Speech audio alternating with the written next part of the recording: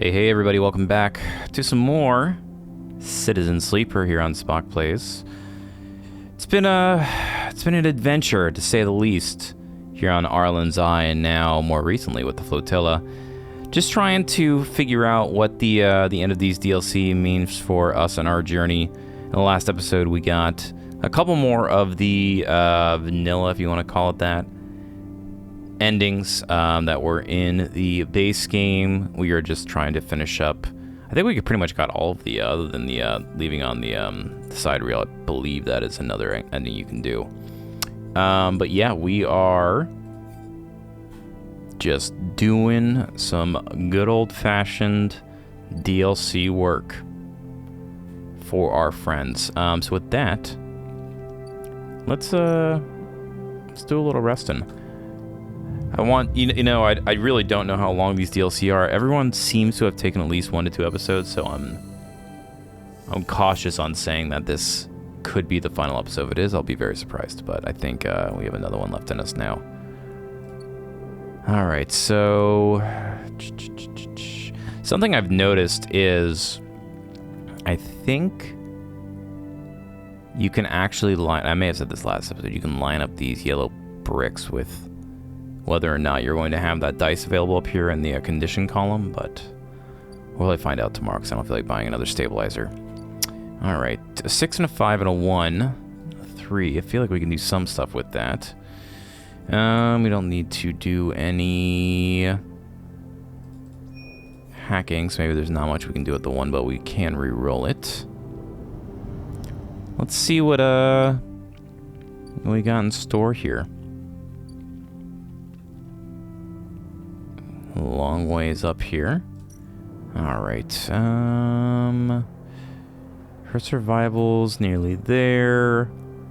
Do we just finish that one up? This one does not look like it is timed. This is just us waiting on peak. Because, yeah, we have multiple things to do over here. So let's do this. Let us finish up one at a time. I haven't even started this one yet.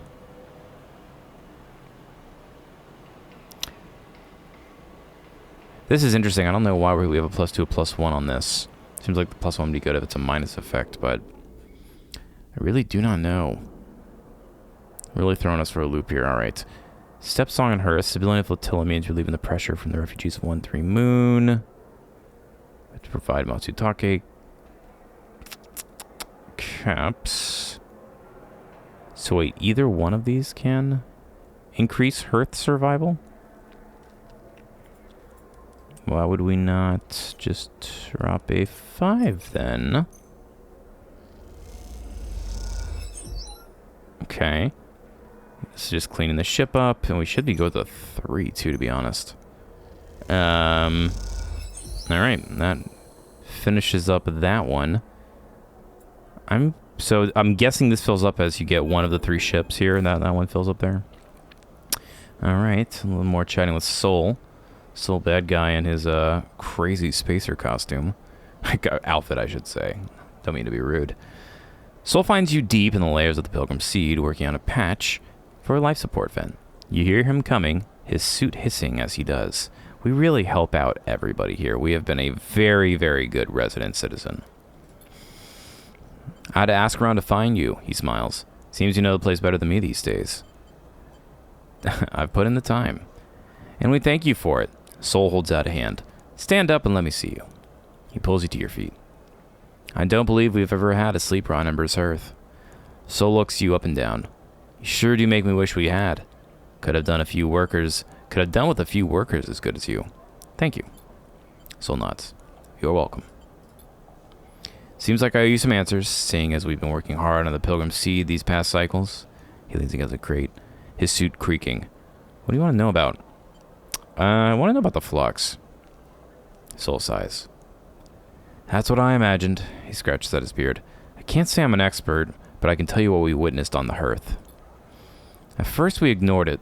A few farms had their automation systems blink out, lifter suits locked up, bots reset their schedules. Nothing we hadn't seen before. But then the news came out of Passero that they had been hit harder. The local network had gone down and no one could get it back up. It was rough for a while, but out in the farmland we were used to that. Passero, capital of Earth, tens of thousands of souls made it their home. Soul grimaces. Anyway, we thought the flux was a freak event until the day they got the network running again. That's when the cascade happened. System after system corrupted, data loss. And then another flux hit, and another. The bots were running in circles in the fields. People had to be cut out of the lifter suits like mine. In the city, I never saw it, but I heard from the others. Soul shivers. It only got worse from there. We couldn't seem to fight it. It cut us right open. That's what I knew about the flux. Some folks say it came from the inner system, that it might be connected to some old tech there or something, but I never heard anything more than rumors. Soul scratches their beard. Sorry, I don't have better news. Soul shifts on the grain. Anything else you wanted to ask? I'd say there was something. Soul nods. What do you want to know about? This is interesting. I've never actually seen one of these loops where we actually can do like a kind of, you know, traditional RPG kind of dialogue tree where we're able to loop back and ask questions we didn't before. I don't remember seeing that in this entire game so far. Let's talk about Ember's Hearth. Sure, he smiles. I mean, I spent my whole life on that rock, so I have plenty to tell. I'll save my life story for another time, he winks, but the short of it is that Hearth is the first of Ember's moons, the biggest and most populated, which is down to the successful terraforming systems Cybele set up back when Solheim owned the system. How are the relations with the other moons? Soul smiles. Depends on who you're talking to. You shouldn't mistake me for a politician, Sleeper. That's for others to do. He gives you a look. But Ember's Step was a test ground for the terraforming tech that Hearth is built on, while Ember's Song was the extraction site for the raw materials and energy needed to make it work. You can imagine that might lead to some tension. However, Soul holds up a hand. Despite what people might say, Hearth was never fully stable. Soul shakes his head. Cybele liked to talk it up, but after they pulled out and Solheim left, our people discovered they'd have to keep the systems running themselves or the place would soon end up as dry as Steppe. Hearth was good as long as the evaporators kept running, kept filling our skies with clouds. Even after the collapse, our people kept those things going, turning into the subsurface ocean into a periwinkle blue sky. Soul smiles. Flux ended that, though, and when they failed, the rains failed, and the harvest with it. Soul pauses. And soon you have a city without a way to feed itself. Soul shudders. That's when we, some of us, made the decision to set out of this place. He gestures at the pilgrim seed. And look for another future. Soul shifts on the crate. Anything else you wanted to ask? There was something. I want to know about you. Soul squints at you. You want to know about me? I'm not sure that was part of the deal I was thinking of, Sleeper. Unless you're asking about this. He raps in the middle of his suit. In case you haven't guessed, this is the only thing keeping me vertical. He adjusts a shoulder piece.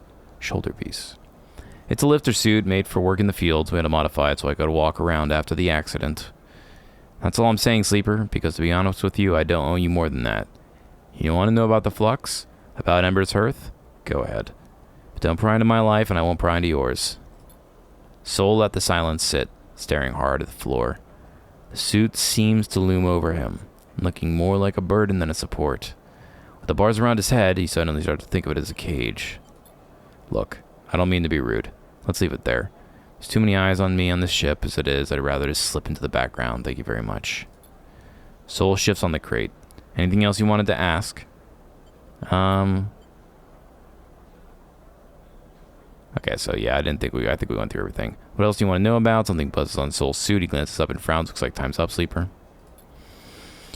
Soul stands, flexing against the suit. He takes his cane in his hand. Keep it up, Sleeper. He smiles as he leaves.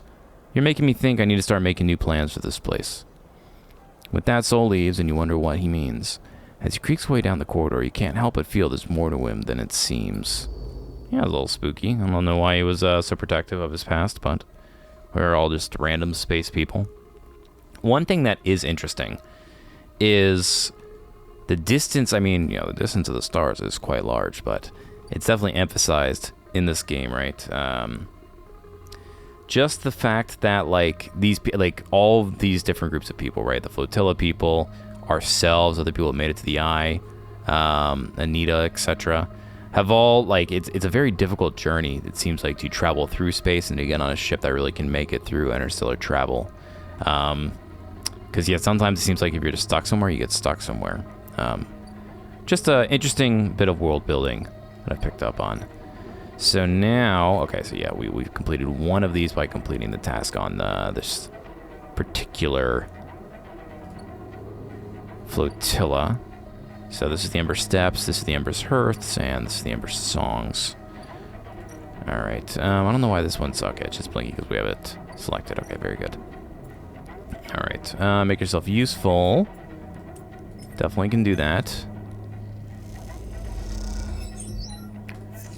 And another 6, you love to see it. It'll be another easy day. Alright. I don't want to head back. We can just sleep at the commune for now. So I believe we should have one more, and then we have, then we lose our, third dice, but I could definitely be wrong. It's either going to be today or tomorrow. Okay, it was today. We'll destabilize her. I mean, honestly, there really isn't a rush at this point. We have so much money, we're at the end of the game. It'll make it go faster to use a stabilizer, but we're not. We'll let it go down a little bit more just to save ourselves some time. It's really, like I said, really no rush here. All right. Unless something comes back when Peak's thing finishes, which could very well be true. If there's something that, you know, seems to be time sensitive, we'll definitely inject it as well. But let's run as fast as we can. Very good. Systems repair. You notice a bug in the wind cycling system and manage to fix it. Aki gives you a knowing look. It seems like you are proving yourself. Yeah, we're good at everything, man. Nobody can stop us. Alrighty. I see you've been contributing. Aki stands next to you at the dust house window. I was unsure what to expect when we joined the flotilla on its voyage to the Eye. But after the journey across the system, then the quarantine, and the flux reaching all the way out here too, Aki stops herself. Thank you. She bows a little. The other ships have only been interested in sending us supplies. But we grow all we need. She gestures at the dust house. What the dust house need, that is the problem that concerns us. She smiles and turns to you. Shall we go inside? Into the dust house? Where else? She taps away at a panel by the window. Seems only fair that after your help with support systems, you get to see it is what you are maintaining. Aki leads you to an opening beside the window. You pass through a dark changing room. You notice Aki is sliding on an oxygen mask and visor. This is like us going into like the dune desert. She looks at the swirling dust inside. Inside is just like Ember Step. Thin atmosphere, constant dust storms, nothing that will bother you. That's very interesting. They have this like dust ecosystem on the ship. She passes you a mask. The dust isn't exactly pleasant to inhale, however, so take this. You hold it to your face. She leads you through a short decontamination tunnel with its fizzing panels, purifying light, and then through into the dust house. Immediately the wind and hit. Oh my gosh, I'm dying here. Immediately the wind and heat hits you. You feel the rough waves of dust scattering across your face and peer into the ember murk. Your feet slide on the shifting piles of sand. Welcome to the step, or an emulation of it at least. Aki's voice sounds distant, echoey. The terraforming process only managed to provide a limited atmosphere around the moon, one which is slowly escaping. It's been like that since I was born, so I got used to the idea. You catch your bright eyes through the amber dust. So did everything else that lives there. You feel something hard beneath your feet, like a coil of rope. Look down. You instinctively look down and see something pale and twisted poking out of the sand. Aki sees you looking. This is steppe silk. It's one of the plants we established on the steppe. She kicks away some red sand. Like any bast fiber, it can be retted and woven into clothes. I'm wearing some of it from myself. I'm wearing some made from it myself. Interesting. Guess it's this like red cloth here or something like that. It's one of the many species adapted to the steppe since the Solheim collapse, which is why it must be preserved. She stares out into the swirling dust. It is much a refugee as we are. and the dust houses hold hundreds of other species. You look at the pale, unassuming route threaded thickly through the sand. Aki watches you silently. Had enough? It'll be easier to speak outside. Aki leads you back out through the decontamination tunnel, which blasts the dust from you, both of you, with a burst of metallic-tasting air and into the changing room. Aki hands up both masks, patiently awaiting your questions. Why bring plants with you? These are more than just plants. This is our way of life. Aki looks exhausted. The steppe silk cannot survive in any other conditions, neither can the others. And the steppe itself... Aki pauses, pulling her shawl around her. She looks small and pale inside its layers. Steppe was already a doom world, she sniffs. When Solheim gave the terraforming contract to Cybele, they believed they could build an atmosphere, but the moon's erratic orbit made it possible to maintain. By the time of the Solheim collapse, the atmosphere was already fading, and Cybele's attention was on Ember's hearth. After the collapse, Cybele fell too, its researchers scattered across the moons, and any central organization lost. Since then, my parents' generation worked tirelessly to survive, to adapt what we had to the falling moon. The steppe silk, the other adapted species, are the life's work of the steppe's colonies. So when the flux started to collapse our computer systems, corrode and destroy our life support, our water supply, our agriculture, we had to leave. Aki sits heavily on a nearby bench. Soon the only traces of the steppe will be on the ship. Aki begins to cry quietly. You're unsure what to do. Where did the flux come from? So it's kind of, I don't know what.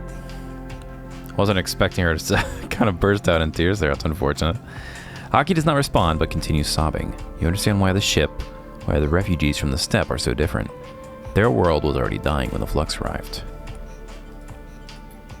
Ember Steppe is a terraformed moon, a partial atmosphere, established colonies, agriculture. And yet when the flux events started, its people had to leave. You think of the eye and the delicate web of decaying systems it rests upon.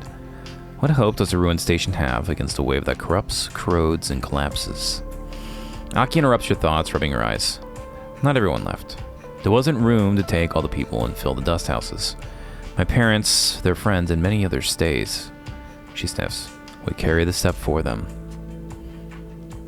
I'm going to say perhaps there is hope. We learn not to talk of hope on a dying world. There is meaning for them in any future they can build with the time they have. She stands up. I wanted you to understand the importance of these dust houses, of what they contain. She leads you back out into the corridor. If the flux events continue to reach out to the eye, we need to build protections to ensure their safety. Aki meets your eye. So wait, is she saying the eye needs to build? The eye needs to build protections, or the flotilla? What about the people? Aki looks away. We aren't idiots, Sleeper. We chose to carry this burden. We will survive. These dust houses are already decaying. I have seen it. She stares into the dust. We had thought that they would last longer, but the last flux event. Help us. Aki looks at you. Please. Yeah, I mean, we're going to say I will, but God, we're just one robot, partial robot person who's also decaying. When you're ready, we'll begin the preparations for reinforcing the dust houses. We need to be ready for the next flux event. Aki's eyes shine the last of her tears. She takes a breath. I will see you soon. Aki drifts away down the corridor, leaving you alone once more at the viewing window, watching the ragged, delicate traces of the moon known as Ember Steppe. So, can we see Ember Steppe here? The moon known as Ember Steppe? It must be just talking about the dust houses in there. Very interesting. All right, so we should be now.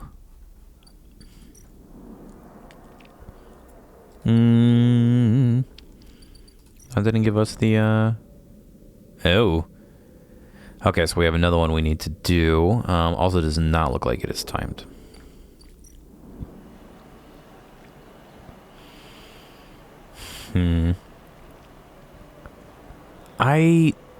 This one makes me nervous just because it's a minus. I want to do that one last. Let's continue with the preservation. Yeah, that's just the main one. We're still waiting on a peak. All right, +3 to preservation, plus 2. Let's Free roll. We can get that to a 6. Step silk care. Remarkable intuition. You not only support the step silk, but harden it. Aki smiles when she sees the result. Be cool if we can get... this game leaves a lot to the imagination. You know, it's very much a visual novel in that regard, or a tabletop RPG, where you have to do a lot of the imagining yourself. But, man, I'd love to see the dust houses. I definitely have an image in my mind drawn by the game, but... this game could be so cool if it had, like, full scenes that it, like, went out to, you know? Maybe Citizen Sleeper 2 has that. This, I'm not gonna... I guess we need to go get food anyways. What's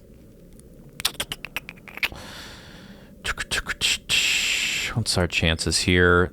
A negative would be minus energy. Screw it. Not really much else for us to use on it. Ooh, we lucked out. We got the good roll. Okay, let's go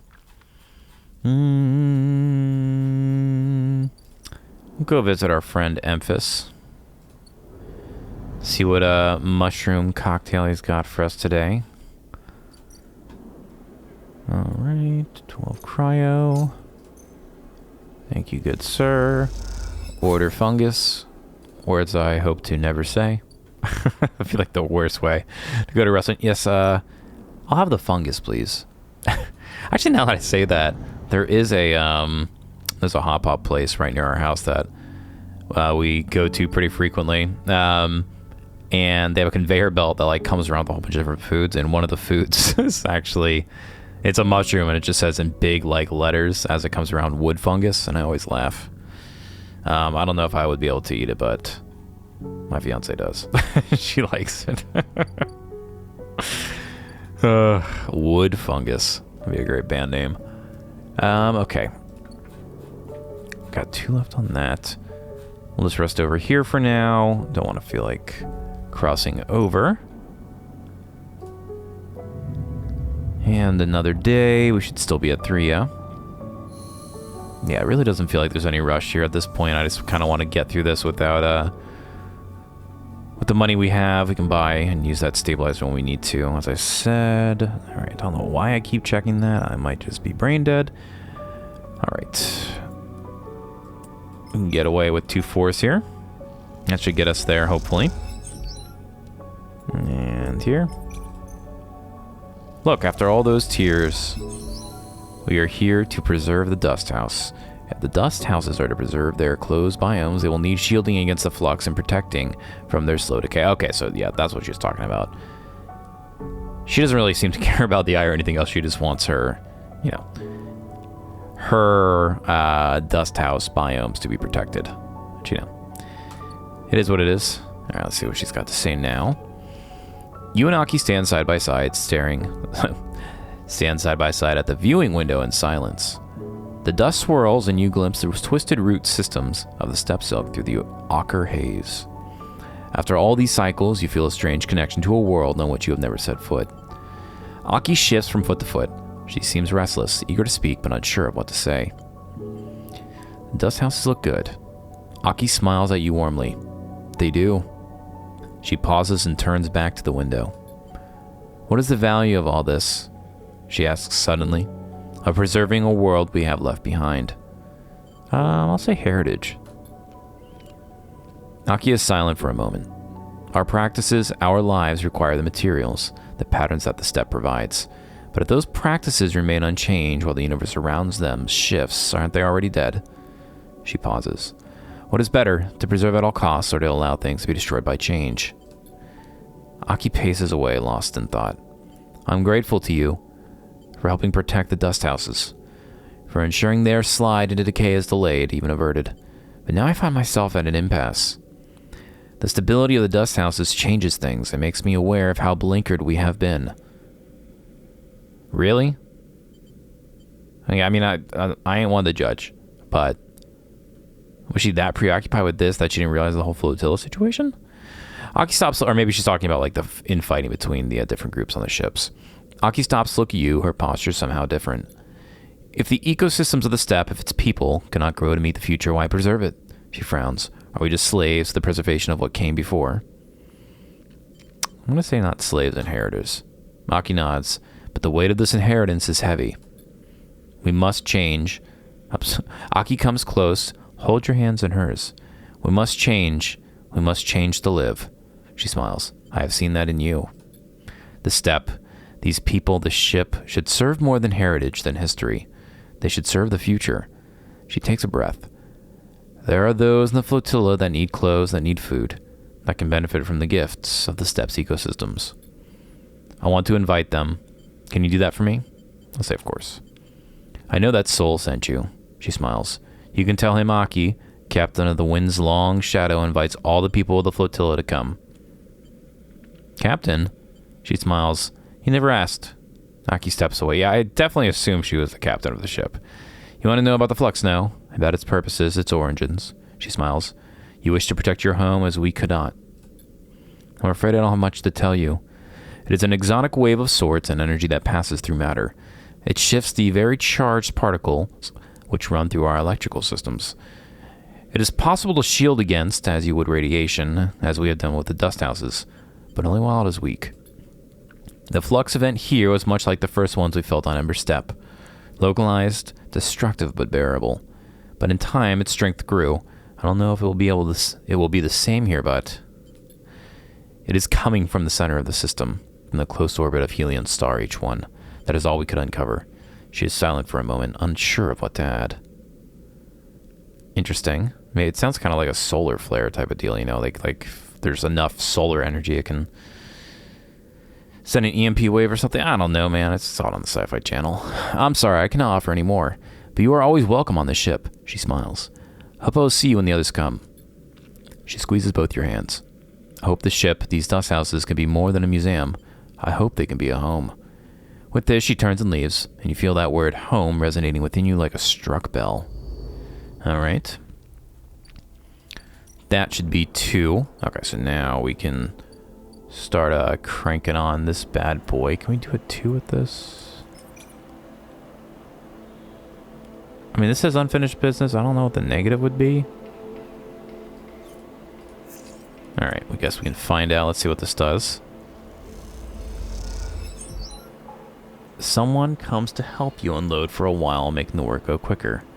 When you ask their name, they ignore you. What's going on? I wonder if we need... Oh, God, I hope not. Wondering if we need to wait for this thing to finish. I just don't like... This is Ember's song. Yeah, we have... I'm assuming we have to do this. It's blinking, so... Stressful. We also would be really good to get one more drive if we succeed on this one for the, which I think there's 3 parts, right? That's what they said when we started the DLC. There's 3 parts to this. We'll have to see. All right. Another day. There we are, starving. We can eat when we need to. Let's see what we can do here. I just don't understand why it's a minus. That is always indicated negative outcomes. Oh, God. Well, screw it then, right? If it's a negative outcome anyways.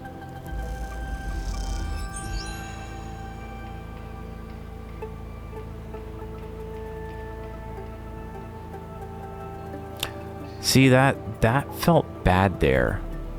That felt bad. There is a loose crowd around the supplies you have unloaded, and a tense mood brewing among them. You sit nearby on the edge of the shuttle's docking tunnel, resting. Further away, crews from the Ember Song continue their lives as usual, coming and going, trading, discussing. There is a quiet efficiency to the hub, set up as a common space for the swarm of small ships from Ember Song that are part of Flotilla. Unlike Hearth or Steppe, there is no one capital ship for this moon's refugees, just a mass of individuals traveling in concert. We told Hearth we didn't want their scraps. The jeering voice comes out of the small crowd nearby. Ooh, we got Peter. Steely Ember Songs. Ember's Song refugee. He's got a bolt in his head, man. You turn to see a gaunt, pale man wearing the industrial work gear you've seen many of the Song refugees wearing. You hear me? These supplies are to help. He smirks. Oh, how noble of you, coming out here to help us singers. There's a rumble of anger around the crowd. We agreed to join the flotilla for joint protection. We did not agree to Ember Hearths using the flotillas to secure their control of the moons. You realize Peter is addressing the crowd as much as he is addressing you. With a cordon down, our crews are more than able to acquire what is needed from the Eye, what is owed as restitution for keeping us restrained. He pats one of the crates you unloaded. What we need, we will take. So is he saying that they're going to go storm the Eye or do some sort of infighting? This is like the rebel faction. Maybe that's why it was a minus, because this is like the evil dudes or something like that. I'm going to say Sol wants to cooperate. Sol is a farmer. Even the people of Song know that he was simply the sole survivor of Hearth's leadership. His authority means nothing. Peter looks around at the crowd. Hearth think they can buy us, but we remember the past. A rumble of agreement runs through the crowd. He smiles at them. Take the supplies if you wish, of course. We are not wasteful. Peter approaches you directly. The crowd tentatively moves forward, and by the time he reaches you, they are already dragging away crates and distributing the contents. I'm not one for shooting the messenger, Sleeper, says Peter as he approaches. But we cannot concede to Hearth here, not for a moment. I don't understand. I can see that. Peter sits beside you on the docking tunnel's lip. What was your plan, Sleeper? Unload the supplies and wait for someone to start throwing them back at you? He nods at the crowd rifling through the crates, because that's what was about to happen. Not sure about that. Peter shrugs. What do you think happened to this crew of the shuttle? He shakes his head. They were chased out of this place. What is happening here? We are maintaining our independence. He smiles. Do you know anything about Ember's moon, Sleeper? Or were you planning to wander into this flotilla totally blind? An objective outsider offering help. He rolls his eyes. I'll say I know a little. Little is the same as nothing. I'm going to assume you know the basics. The gas giant Ember has 7 moons. The 3 biggest are Ember's Step, Ember's Song, and Ember's Heart. He winks. We can cover the 3 sisters next session. He's really, really landed on thick as somebody we want to like.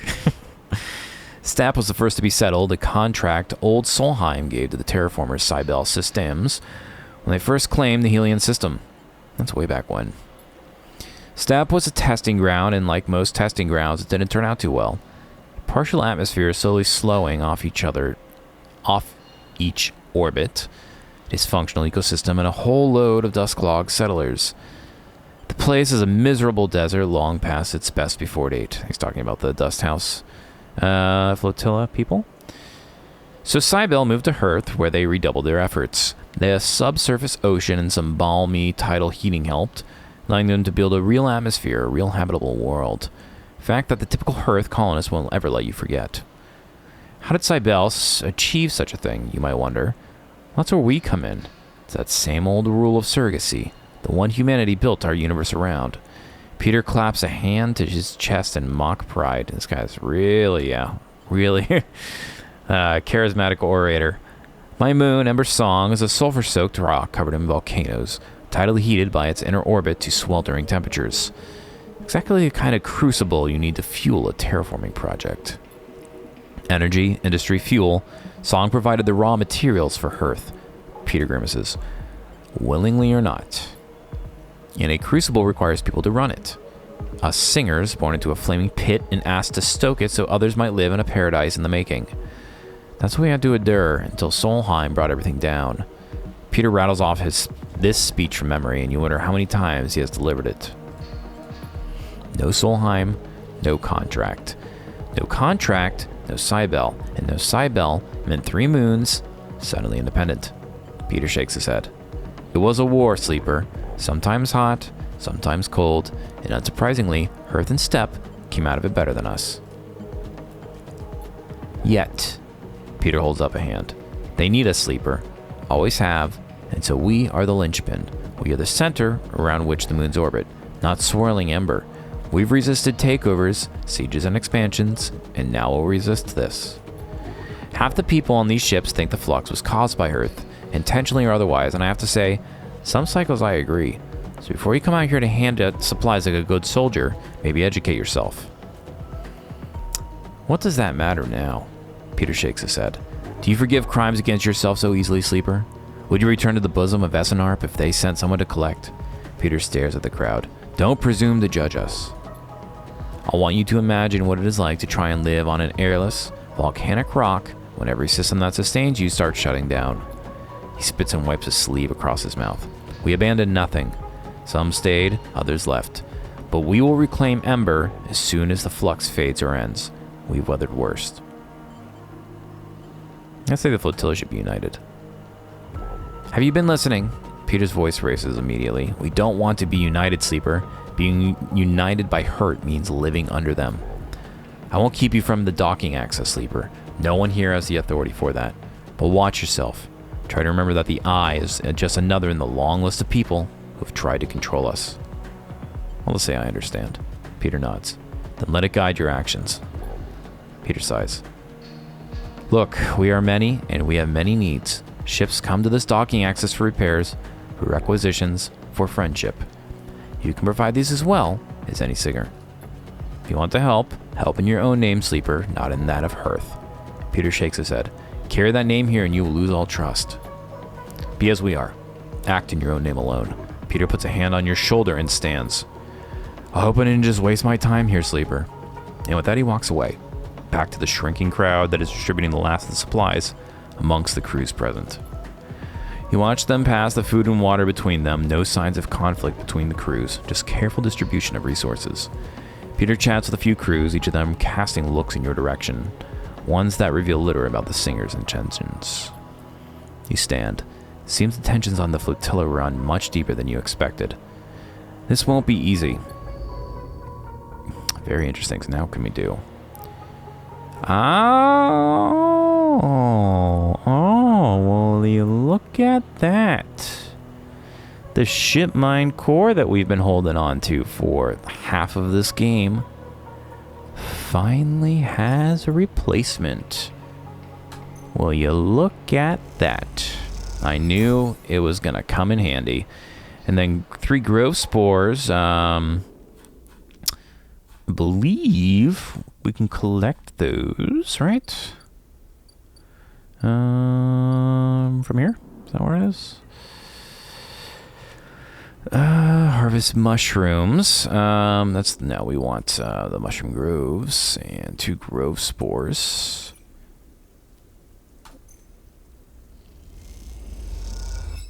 I didn't want to jinx it, so I didn't say anything. But yeah, that was very, very lucky. Okay. You know what? Actually, let's just go and do this, and then we'll let's go give them this, and then we'll go and do our food. Maybe there's an off chance we get food from these people. Who knows? All right, and 3 growth spores locked out there. One of the ships trying to establish a mushroom farm to feed the crew, so that's why I need those. You supplied the ship mine, but in a way, it seemed to only make the crew more suspicious of you. All right, let's see what Peter has to say to us now. As you cross the axis, looking for a shuttle to take you back to the ruined cordon, you spot Peter standing at the edge of the central hub. Something about the way he is leaning against the rail, looking down across the axis and towards the blinking lights of the flotilla beyond, makes you pause. He is completely still, his head drooping low and his shoulders hunched high. We'll approach him. You lean on the railing a little away from Peter, leaving a gap between you. This close, you can see the blank stare in his eyes, the way his hands hang limply in front of him. He takes a minute to notice you. Sleeper. He inhales sharply. Still hanging around? You okay? Peter pauses. Not really. No. Peter closes his eyes. You can feel his mind whirring, the thoughts refusing to be still. You know, Sleeper, he says without opening his eyes. No one asked you to come here. He clenches his jaw. So why don't you just get lost? He looks directly at you, his stare a challenge. Let's say, what's with you? Peter stands back from the railing. Who invited you, Sleeper? Who said you could come here? You think because the Hearthers decided to name you their errand boy we have to put up with you? We don't want you here. We don't need you. His eyes burn with rage. Go home, you stupid machine. That is... Bro. No this is a Yeah, don't be using that type of language here. All right. A second after he shouts the final line, he collapses in on himself, staying upright, but all the energy going out of his body. He slumps back against the railing, his eyes closed once more. You wait. After a while, he speaks. Yeah, bro, you've got some issues. I'm tired, Sleeper. Tired of everything. Tired of the empty pain. I'm tired of the empty paternalism of the hearth. Tired of the paranoid whining of the crews. Tired of the endless cycles that look the same, smell the same, feel the same. Tired of running, of hiding, of fixing every shitty thing that breaks out here. His shouts echoes in a little hub, but few look to stop. He looks down at his feet. I'll say I get it. Peter nods. I'm sorry, Sleeper. He sighs. Something is... I don't feel okay. Just tired, I think. Really tired. Yeah, and you clearly don't have a lot of self-control of your emotions. He stands. I'm going to go. He looks at you and sniffs. Get some sleep. I'm just going to say sleep well, trying to kill him with kindness. Peter nods slowly, turning away. He raises a hand and drifts away towards the center of the hub. You turn back to the railing, not wanting to watch him go. Seeing him like this, you prefer not to stare. The traffic of the axis rumbles on as you watch, under an endlessly shining sun. The same air recycled through all these lungs, the same dust gathering speck by speck on the windows. You take a sharp breath, stand straight, and get moving, before the inertia of it all gets to you. Gets to you too, I should say. Alright, well, Peter's an angry boy, and definitely got some issues. Oh man, we got more we've got to do for them. Wow. Alright, just more to do. Let's, we've got peak should be done a little bit. Let's go and, eat up. Eat up. And we are, my calculations are correct. These next two, I'm gonna guess that the second day we'll go down to braking or whatever, and then we can use a stabilizer. Maybe we'll use it before. Let's see. No, I don't want to do that. We need to eat. Need to eat the mushrooms.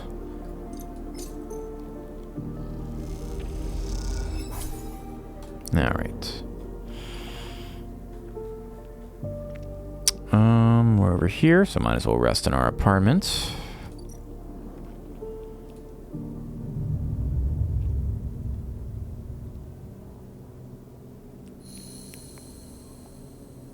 Yeah, my guess is this one puts you to braking. So I always seem to line up right here. So yeah, we might use the stabilizer today. All right, terrible rolls. Better. Definitely better. All right, and I think we just needed dice rolls, right? We didn't need anything else crazy for these. Yeah, just dice rolls. Okay, we'll do here. The Access House is an overflowing job board of engineering tasks requested by the crews. You can help out here. You'll love us eventually. Everybody seems to. Take a handful of jobs and work through them, sharing tips and chatting with the crews. You can feel them warming to you. Yeah, we're not a bad robot. 4 versus a 5. We'll do the 5. Just 1. Ooh, Thrill Seeker. Nice, we got some energy out of that. I'm gonna do it again. I'm gonna lose money, right? Wow, wow! That was sick. Got double energy out of that. You are taken under the wing of a riotous crew, give you a song-brewed spirit that burns like fire and leaves a lasting buzz. Very good. Okay, let's get the stabilizer on us. This is getting ridiculous. One overall base camps. Shooting up. Very good. In the cycle, get back to 5 so we can finish this up here. Alright. Ooh, Peak's done. Let's see what he's got going on. Have you ever heard of con channel, Sleeper?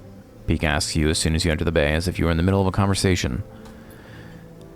There are heavy circles under their eyes, and you aren't sure if they moved since you last visited.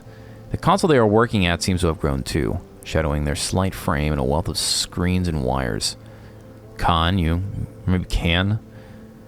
Khan would be like Khan, like, Wrath of Khan. You mean for transit? Yes, exactly. Peak turns to face you. Kiyomani's active negation, the name of the effect used to transport trillions of tons of materials from the surrogate systems to the core. You might have heard of it in your physics classes. At XPR, they hammered the principles into us as kids. KAN. Peak recites the definition as if in the classroom. Process of collapsing spatial causality among the Euclidean distance between 2 points by negating mass simultaneously at both ends of a geodesic curve. Essentially, CAN channels allow for the near instantaneous transport of raw materials between systems. They require huge volumes of energy, of course, and decades of construction. Once a CAN channel is established, it opens up a system for infinite exploitation. The backbone of the surrogacy is what XPR called them. Peak shakes their head. They might not be able to send anything more complex than a rock through them. Complex machines and people are, shall we say, reconfigured by the process. But for raw, molecularly pure materials, Peak flicks a hand. Whoosh. Where is this going? Peak pauses. What I was trying to find out was whether the Helion system, this system, ever had a CAN channel. CAN channels are vastly expensive to build, to run. Not every surrogate system has one. Many use fraction drive ships to transport their materials to the nearest hubs. But Solheim, Peak smiles, Solheim spared no expense when they established this system. There's a CAN channel. So are they saying that maybe this was causing the flux? Yup. Peak's eyes light up. They shut it down before the collapse, and they couldn't run the sender-receiver station anymore. But it was there. It still is, as far as I can tell, closely orbiting our star. In fact, Peak grins, they've been building this.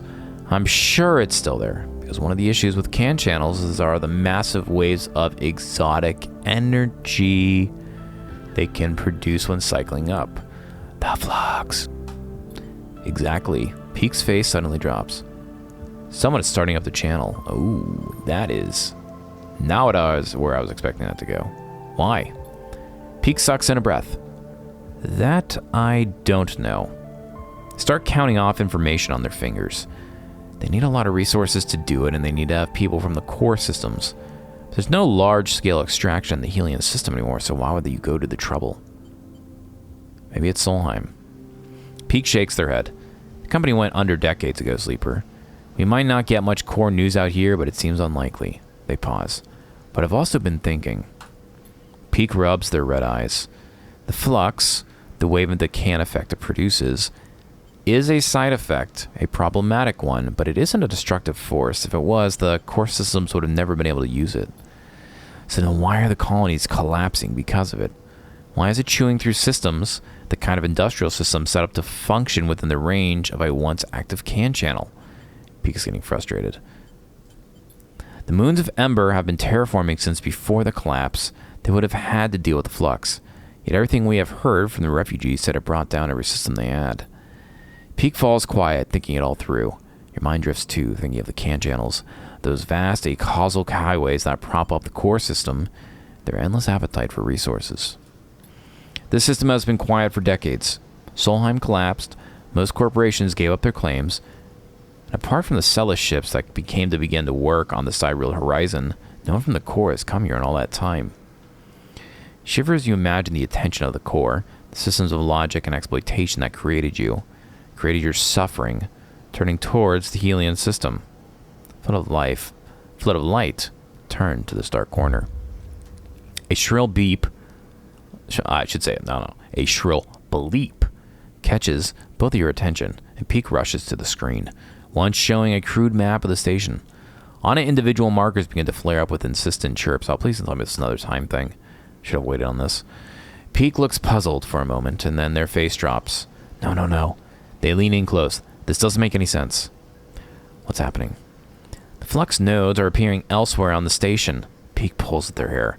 I set the system to alert me to the other flux nodes. So wait, the flux nodes are appearing elsewhere on the station. Interesting. I set the system to alert me to the other flux nodes near the epicenter of the flux event. But these are everywhere. The hub, the Alolan, the shipyard. How can this happen? The only reason we saw flux nodes here is because it is the most rundown part of the station. They were barely shielded. But are those appearing so far after the event? Peak turns to you. You are going to need to get me the data from these nodes, and quickly. Here we go.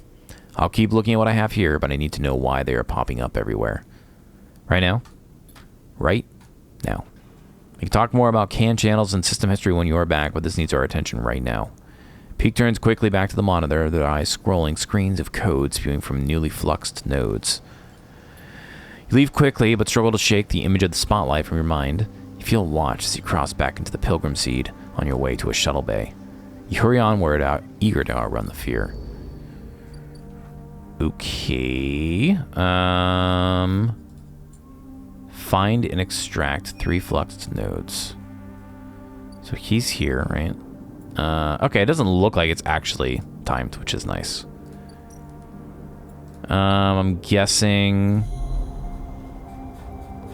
flux nodes are going to be in this little view. Maybe not. Maybe on the other side. I feel like there's very often not stuff out here.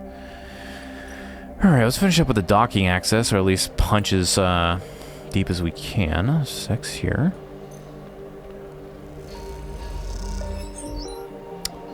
Just gonna re-roll. Very nice.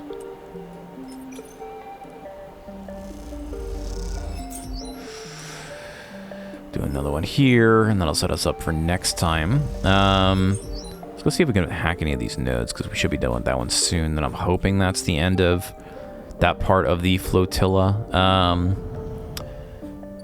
Chapter 2 DLC, yada yada. Okay, here we go. Flux node. What do we need? Of course, we need a 6 or a 5. We just re-rolled.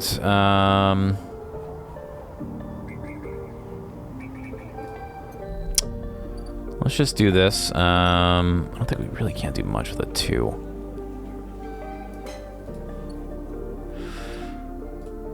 We can just do this.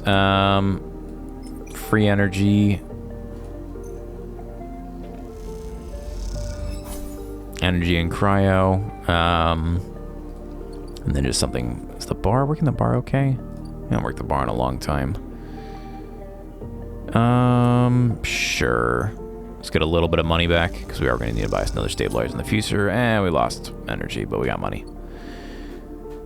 That's fine. Really no rush on these particular missions, thankfully. And, Hyphodorm. Alright. Let's end this cycle. Perfect 400 credits. And you know, y'all, this game just keeps on giving. We didn't even get through this. These DLC are pretty long. I feel like this almost doubles the length of the game. I'm not complaining though. It's been a good one. With that, we are going to call it here. I think we are very, very close to the end of the second chapter, and then we should be on to the final chapter of the DLC, and nearing the end of Citizen Sleeper. As always, if you enjoyed today's content, liking, commenting, subscribing, sharing the video, interacting with it, all that good stuff helps the algorithm a great deal, and I appreciate it as well. This has been SpockPlays, playing a little bit of Citizen Sleeper out here on Arlen's Eye. Thanks for watching, y'all. I'll see you next time.